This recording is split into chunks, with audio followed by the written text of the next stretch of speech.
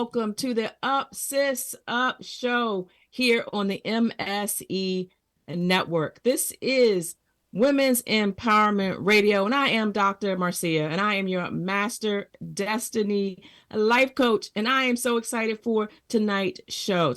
I'm so glad to have you here, to have you in the space. Again, this is Up Sis Up, where we rise up. Sometimes that means that we are lifting our head up. Sometimes that means we are sitting up. Sometimes that means we are waking up. And sometimes that means we are standing up. And then we're going to speak up. We're not going to be silent. We're going to unmute and tell our story. And then we're going to boss up, because that means we're going to take some action. We're not going to continue to do the same thing over and over again, getting the same results. And so tonight, the subject is, girl, you doing too much. You're doing too much. You're doing too much. You are doing too much. Now, I'm going to get all into that, but I have a very special guest with me, and I'm going to introduce her in a second. But what I wanted to call attention to is this is the month of May, and this is Mental Health Awareness Month. And I just wanted to drop just a few nuggets, a few nuggets about mental health. And this is based on 2023 data. And it says that 21% of adults are experiencing some sort of mental illness. 21%. That's roughly 50 million people. If you're listening, I want you to put wow in the chat. Just put wow. 50 million people in the world are experiencing some sort of mental illness. And then a little over half of them are untreated. And I would even say probably undiagnosed as well. Undiagnosed and untreated. And then 5% of them, and these are adults, have severe mental illness. And so it is a major thing. We've come through COVID. We come through all the other things that we've come through. But these numbers are getting worse. We're not getting better. We're getting worse. It's like the obesity epidemic. We're not getting better. We are getting worse. And it's time to pause, to take attention, to call attention to where we are, what we're doing, and how we're going about living our day-to-day life. And so what we're going to do in honor of Mental Health Awareness Month, I wanted to bring on somebody very special to me. Her name is Shelly Fan. She is a TV personality. She's also a licensed psychotherapist. And I wanted to bring her to the stage. So we're going to debunk some stuff. We're going to talk about some stuff. But first, I just want to bring her to the stage. All right, let's see. I want to introduce to you Shelly Fan. Come to the stage. Hello. Oh, Queen, thank you for having me. You are so very welcome. Thank you for being here. Thank you for being on the Up Sis Up Show. And so I just want to ask you, so when you hear Up Sis Up, what does that mean to you? That means taking ownership of your destiny. That's what Up Sis Up means. When I hear that, I think about standing in the fullness of your God-given authority. We all have it. We're all royalty. We don't have any competition in our lane. Our measuring stick is our capacity. It's That's not even right. who That's you right. were yesterday. Come on with it's it. not even who you were yesterday. Your measuring stick is your capacity. And so those individuals, those women, those believers who understand that should be our goal, to operate in our capacity. Yes. Yes, operate in your capacity. Yes. I'm going to talk about capacity a little bit later too, but I love that you brought that forward. Operate in your capacity. That's right. Yes, your capacity. No one else's. Like, stop wasting your time. Comparison is it's like a suicide of your soul. It's like suicide of your soul, because there's no fruit in comparing. There's no fruit in comparison. See, whatever we were meant to do, whatever we were gifted to do, there's no competition in our lane. I don't care if there's 10 other law offices in the same building. I don't care if there's 20 other beauty salons on the same block. Nobody will do it like you. No one will do it like you. So why are we comparing? Comparing what? Comparing what? All you have to do is dig into the uniqueness of your capacity. All of us have a different impact. That's what Up Sis Up is about, understanding that there's no competition in our lane. We have to make sure that we are healthy enough. And when I say health, I'm talking about physically healthy, mentally healthy, spiritually healthy, to understand our true capacity. We're not going to operate at 50 where your capacity is 150. We're not stopping at 50 anymore. I want you to put a 2 in the chat. Put a 2 in the chat. If you think you are doing too much.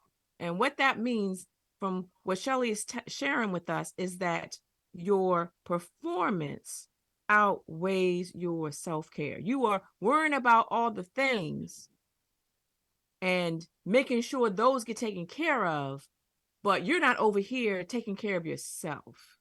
Yes. Now, I may have to I may have to put up a 2, because some right. Sometimes I think I may be doing too much. Sometimes we may just be doing too much. And so I want to ask, as we kind of transition, why do we do that? Why are we the girls, the women that are doing too much? How do we get there?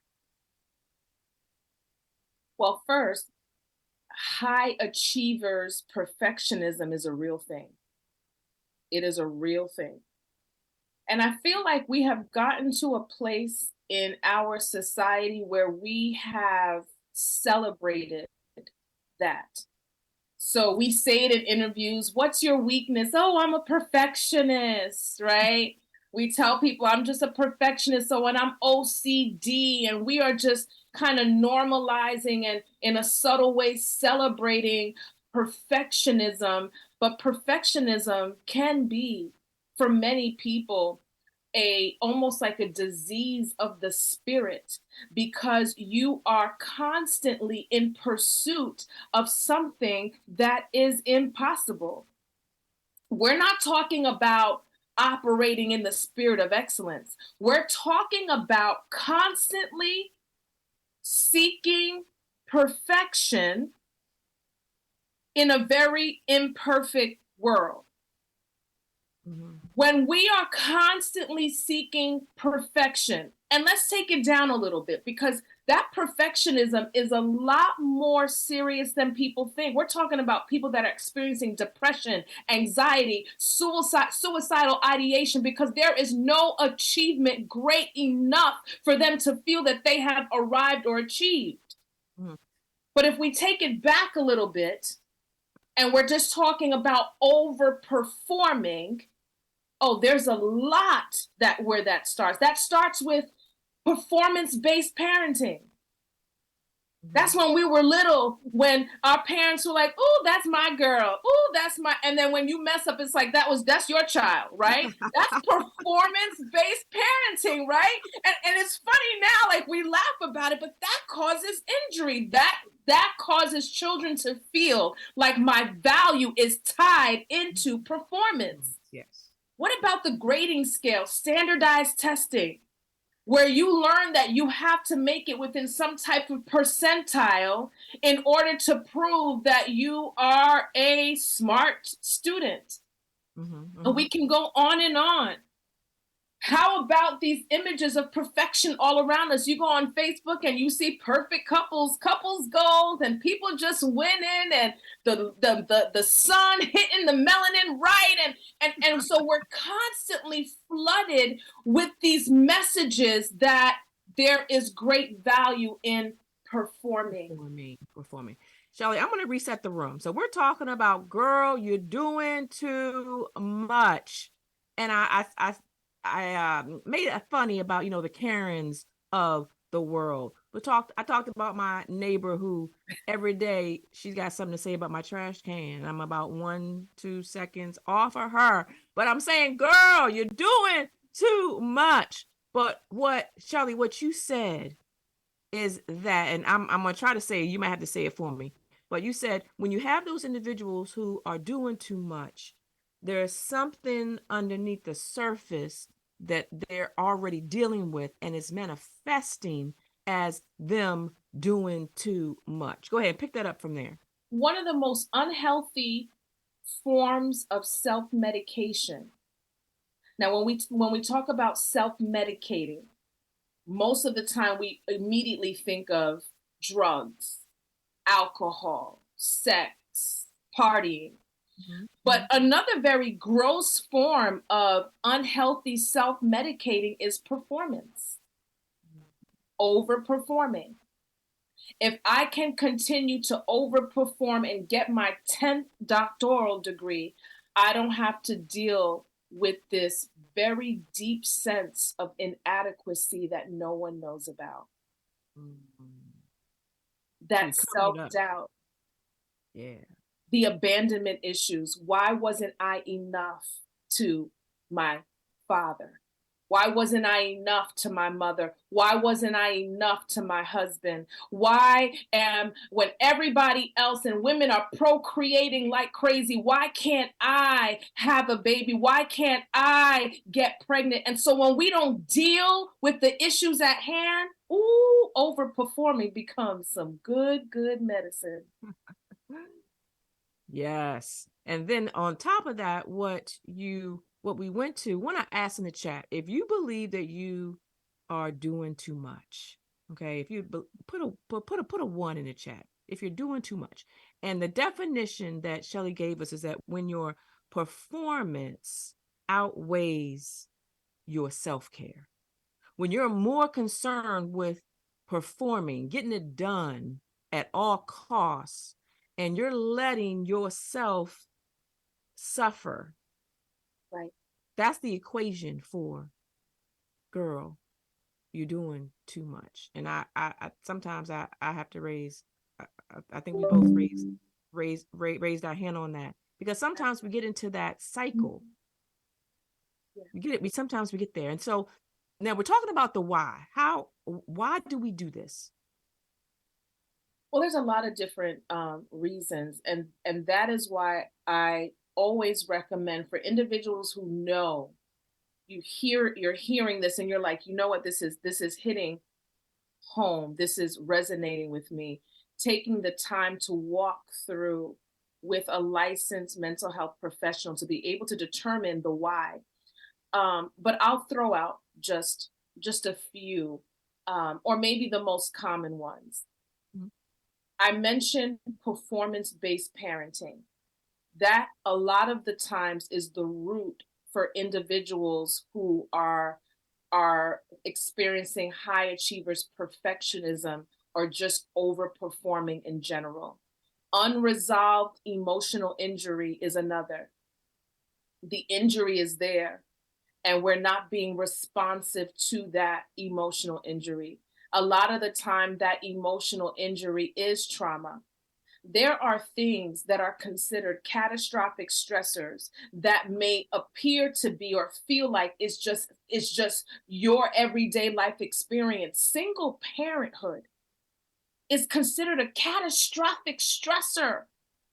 Mm-hmm. Divorce is on the list of catastrophic stressors.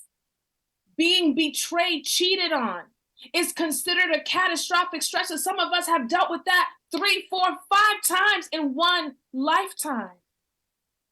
So that unresolved injury, that unresolved trauma that hasn't been dealt with often results in overperforming.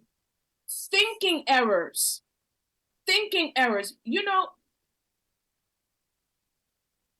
there was a time in my life where when my overperforming was at its greatest level, and it landed me in a hospital. and I was hospitalized because I was experiencing significant chest pains. And whenever they would give me medication that I would only respond to if I was having a heart attack, that was the only medication I did respond to. So it was like, like I was treated for a possible cardiac arrest. And this was after I taught a corporate training for 2 hours, experiencing chest pains the entire time. Wow. It was a result of overperforming. And I'm going to tell you why I was overperforming. I was overperforming at a time where my business was hemorrhaging. I had always been taught, Doc, that when you work hard, things work out. That was embedded in the fiber of who I am. My Haitian parents, my Haitian grandparents, my Haitian aunts and uncles, they embedded that in us. When you work hard, things work out. So when things were not working out, I concluded that I wasn't working hard enough. Mm-hmm. We have to abandon and unlearn these ideas that continue to exacerbate our mental illness, our emotional injury, and our overperformance. When we say to ourselves that people will respect me if I become this, when you start to place lots of emphasis in status and possessions, these are all things that can be the root of overperforming. Individuals who have experienced powerlessness because you were bullied, because no one liked you, because you were never accepted. You were not that person that you were their first choice. When you had to break up into teams on the block, when kids used to play on the block, Side, right. like, okay, you're a captain, you're the captain, like you're the one that you was remaining where nobody wanted to choose. Like if you had those childhood experiences, then you learn to overcompensate for the lack of acceptance that you perceived. All of that can be manifested and seen in overperforming. Mm-hmm. So as you are speaking, the thought comes to mind of the functional alcoholic. Whew. And based on what you've been talking about, we can be functional overachievers, and we can overachieve ourselves into a mental health crisis. Yes. And I want to know, from where you sit, what does that look like for that, I'm saying, that professional, maybe that entrepreneur, that whomever who has they're overachiever, but now they're sitting in your office. They're sitting in my office because they have learned to continue to function by implementing the most unhealthy forms of coping mechanisms. They're survival tools. Mm-hmm. And they have helped many of us in achieving, to be honest. They have. Your little chug of vodka in the mornings before you go to work, just to kind of take the edge off, and the little splash you put in your coffee cup, and some of the things that we do just to continue to move forward are survival tools. We can really say that this has helped me, breaking night and not being in relationships and not isolating myself. These are survival tools that we have to abandon because they're not healthy. And they have an expiration date. There's gonna come a time where the alcohol is just not gonna be enough anymore. There's gonna come a time where the porn and the masturbation and the sex and the promiscuity is just not going to be enough.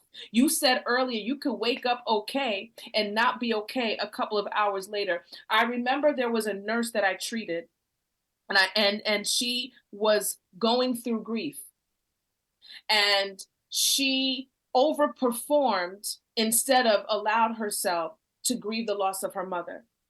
So she lost her mom. And for about 6 months, all she did was overperform. She was an emergency room nurse out of Atlanta, picking up all types of, hours and, managing the estate, dealing with family fighting, and just distracted. One day on her way to work, true story, she's driving to work, she's at a red light, and she could have sworn she heard like people talking to her. So she's like, okay, is it my radio?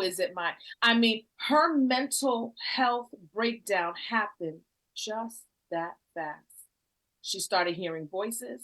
By the time she got to work, she was experiencing visual and auditory hallucinations.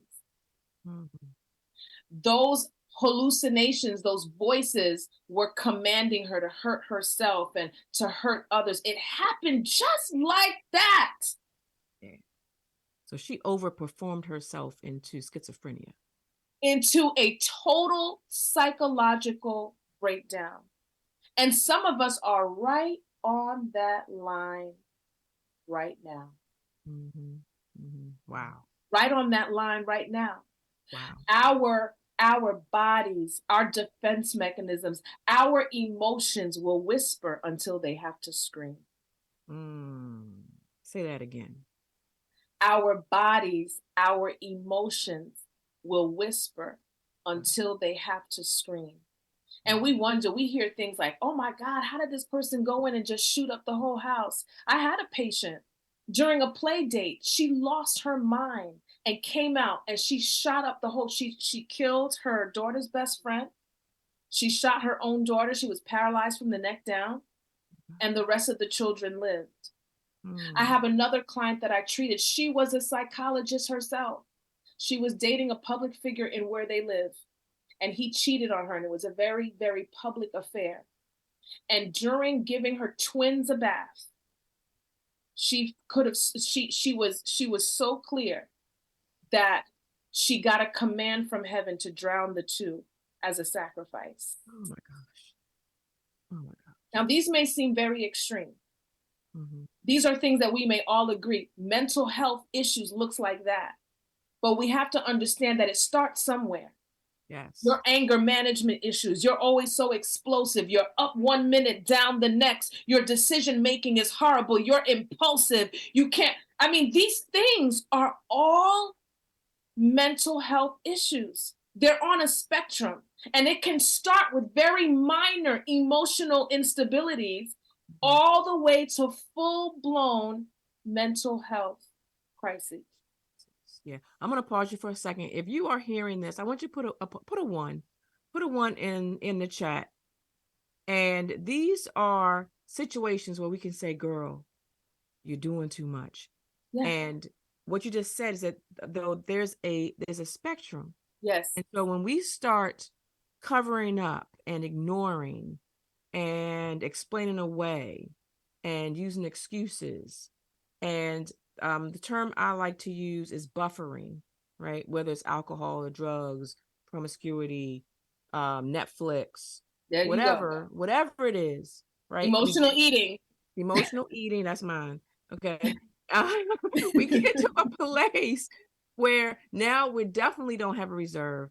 And it just takes that one minor, it's like that one little push that puts us over the edge. And now we're at a place where we need treatment, where we need help, where we've hurt somebody, whether that's verbally, emotionally. And you've mentioned a lot of the physical ones, which are like blow your mind, like really, wow. But we do that. And one of the things that one of the examples that I use is we try to dump the body, right? The dead body, that thing that we're struggling with. We dump the body in the water. And just like those, like Sopranos or whatever, we think we are disposing of it, but then it floats to the surface. Oh my gosh. The body always comes back. You know those movies, the body always comes to shore. And it's that, I see some ones coming through the chat. Thank you. It's those, the runners the ones with the dogs, they find the dead body. And the thing about it, when that thing that you've been hiding and ignoring all this time, trying to submerge it, when it comes up, one, it comes up when you least expect it. And because it's been in the water for so long, when it comes up, it looks uglier than when you tried to throw it over. Come on, Doc. So what we need to do, actually, I'm gonna throw it back to the guest. What is it that we need to do? I'm trying to keep my mouth shut. No, go ahead. Share with us. How do we get out of this place? So there are, I'll try to land on 3 points here. In response to that. Number one, we have to stop saying we're okay when we're not. Pause right there. If you're listening, somebody put, stop saying okay when you're not. It's okay not to be okay. And we learned this during COVID, but we only apply it to COVID. That's so good.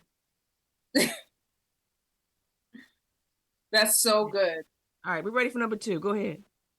So stop saying you're okay when you're not. Second, we have a psychological need.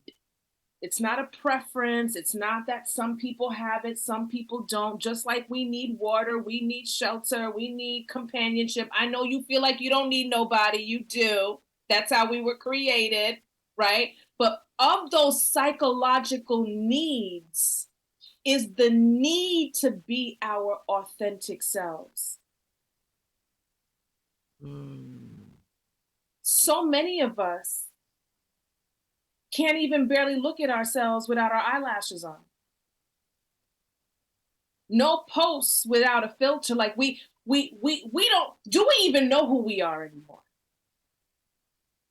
We have a psychological need to be our full authentic selves, your funny self, your sarcastic self, your nasty self, your whatever self. Authentic self. So if you're listening, I want you to put in the chat, be you. That's it. Be you. Be authentic. Be your authentic self. I recall somebody saying they're tired of seeing people's representative. That's so good. They want the genuine version of you. Okay, they don't want the version with the 7-layer dip of foundation.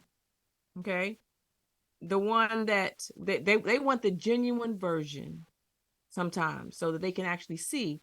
And I'm gonna, when I say the 7 layers, I mean the people that you are trying to be. Yeah, it's okay to strive to greater heights. But when you are becoming someone else to the point where you don't recognize you, that's a problem. That's a problem. Okay, so be you. The first one, what was the first one, Shelly? It's okay we have to stop saying we're okay when we're not. Yes, it's okay not to be okay. The second one is to be you. And what's the third one? We have to start keeping promises that we make to ourselves. You know, we'll drive across town to fulfill a commitment we made to somebody else, but you won't wake up an hour early to pray and exercise like you said you would do this year.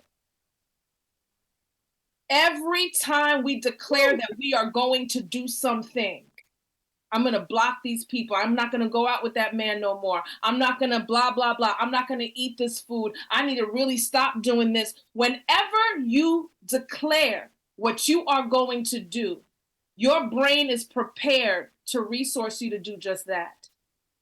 And so when you don't do it, not what happens is you're like conditioning yourself to not even trust what it is you say. There's no way to build trust even in yourself because you don't keep the promises you make to yourself. Ooh, ooh, ooh. Those are the 3 points. Right. Stop saying you're okay when you're not. Stop. Don't even say, oh, I'm fine. Don't even say that if you're not fine. Don't say, stop the niceties if you're not fine. How you doing, girl? I'm good. Don't say I'm good. I don't even know what that means. Get some emotional vocabulary. Get some fluency in your words and say what it is. It's okay to be vulnerable. Mm-hmm. Mm-hmm. Number 2, be yourself. And number 3, make promises that you make to keep promises. Keep promises that you make to yourself. It's a new day. Somebody put that in the chat. Keep the promises you make to yourself. Yes. That's good. That's good. And I want, if you're in the chat, I want you to rate yourself. Let me know how you're doing on those 3 things. Okay? On a scale from 1 to 10, how would you say your trifecta is? Are you at a 10? Maybe you're at a 7 or 5. Maybe you're a lot lower than that. But I want you to put that in the chat. Right now, because we're talking about Mental Health Awareness Month. And right now we're being aware. Yes. Okay. There's no point in trying to hide it. There's no point in trying to skip over it, because we're doing the same thing, right? If we don't want to fail, we don't want to not do well. We're trying to overperform. We don't even want to be normal. You know how when you take the scholastic exams, you mentioned that earlier. Yeah. We don't want to be on average, right? We come home, no, we want to be a higher than the average. But if that same process is keeping you stuck, it's pulling you down, it's getting rid of your reserve, it's causing you mental health problems, it's putting you into a crisis, you are one problem away from the psychiatric unit. I'm just asking you right now to be honest with yourself. Because, girl, sometimes you're doing too much. And we have to take a pause. We have to say, hey, you know what? I see where I veered off. I see where I'm not performing. I'm overperforming in all these other areas, but I'm underperforming in some of the areas that matter. It's kind of like being on an airplane. What do they tell you when, in case we lose oxygen pressure? What are we supposed to do, Shelly? Put that mask on your face first. Mm-hmm. Mm-hmm. And then after we have put our mask on, and we've been able to take a couple of deep, breaths, get that oxygen, now we are equipped to now put the oxygen on the other people who are around us. But we get it twisted, and we're just trying to help everybody else. And then finally, when the oxygen comes, when the tank comes back around, we take a draw from it, and that thing is straight up empty. That thing been empty. And now we can't. Who can we help at this point, Shelly? Who can we help? The studies do not support that overperformers are more successful than the average person. That's what makes it worse. Let me say that again. This is what makes it worse, overperformers. There are the studies, the data, the journals, right, do not support that overperformers are more successful than the average person. So it's like being on a treadmill. You're doing all that running, when you get off, you are in the same spot that you got on. We're doing all this, and the studies don't even reflect that it causes us to hit higher levels of success. Why is that? You can't go anywhere on an empty tank. Mm-mm. Not at all. It's movement with no progress. Yeah, we're spinning our wheels. and not going anywhere. And then we're looking for the validation that we're doing stuff and we haven't done anything but made ourselves tired. Right. And now we can't function. And now we got into a habit of this pattern. And now we're not good for anybody. We're not good for our job. We're not good for our families. We're not good for ourselves. And we Right. struggle. And then it gets worse. And then you finally arrive at this place that you have put so much on the line for and sacrificed so much, and you're still not happy. Because Because happiness can never be tied to performance. It has to be something that's cultivated on the inside of you. yes, it's going to connect it to your why. And a lot of times we don't have a why. Our why is connected to someone else's vision. That's it. We are chasing the house, the car, vacation, but those aren't the things that bring us joy and bring us life. We really just want to stay home and watch, have a nice quiet dinner. Or maybe we like the mountains. Or maybe we like whatever it is, everybody has, I call it, everyone has their own formula. Okay. And if you're listening, I want you to put in the chat, what's your formula? What is it what's the thing or the things that you need in order for you to be good? Okay. Extroverts need people. Introverts need to be by themselves. And so if say I'm an introvert and I spend all my time hanging out with everybody, that's not going to fill me up. That's just going to drain me, and vice versa. What is your formula? What is your formula?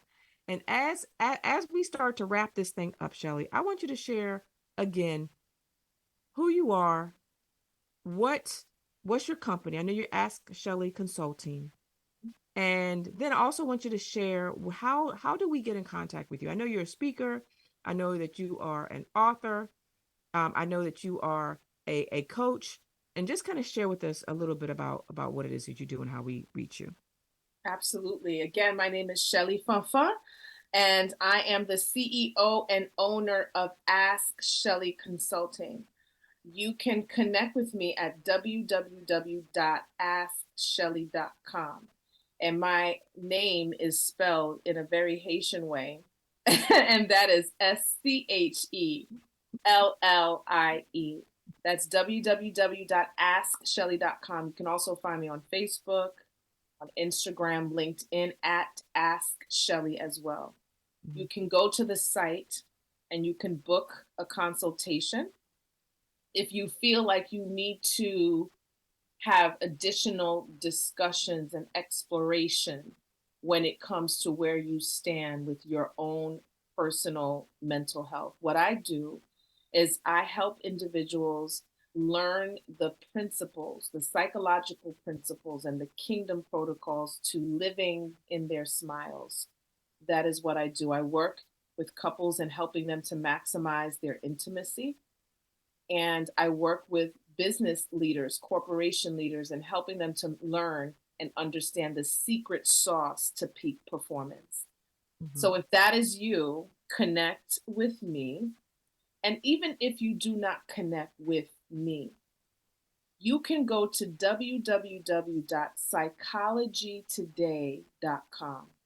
And on that site, Doc, they can put in their current issues, sleep, trauma, whatever, depression, anxiety, career issues. You could put all these search words, characteristics of what you would want to feel comfortable with, characteristics of a therapist, whether you prefer a female, a woman of color, a male, whatever it is. You can put all of those little descriptors in that website and your zip code or the zip code of your choice, and an array of providers will come up with links to their bios, to their websites. You can book consultations with them. Like, there's no excuse. Get the help that you need. It's okay to be uncomfortable, because your healing most of the time is on the other side of something you're not comfortable with. Yeah. Thank you for sharing that. And I'm just monitoring the chat. We have uh Hicks, thank you for putting things in the chat. Evelyn, she says, wow, perfectly explained. Keep promises for yourself that you make.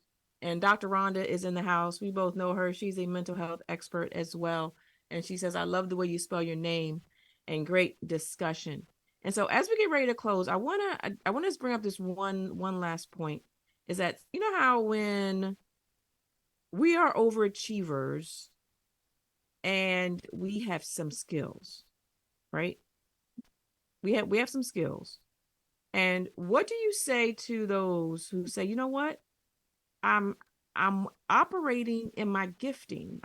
I know how to do all of the things. I'm just doing what I have in me to do. What do you say to that person? So I'm only doing, repeat that. What's the mindset there? So say they're an overachiever, Mm-hmm. and they're saying, but I know how to do all the things. So for example, let's say Oh, I see what you're saying. Mm-hmm. okay, I know Yeah. I can sing in a choir. I know how to cook some chicken. I understand I can be an usher. I'm on the dance team. I can teach children's church. I'm on an usher board. All of that. I would say, can you also sit in peace as well? Most of the time, the people that tell you that I can do this and I could do that, I could do this and I could do that, they do not have the capacity to sit when there's little demand on their time and energy.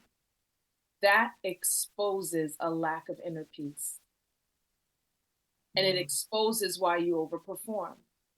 How is it that you cannot sleep in if you wanted to?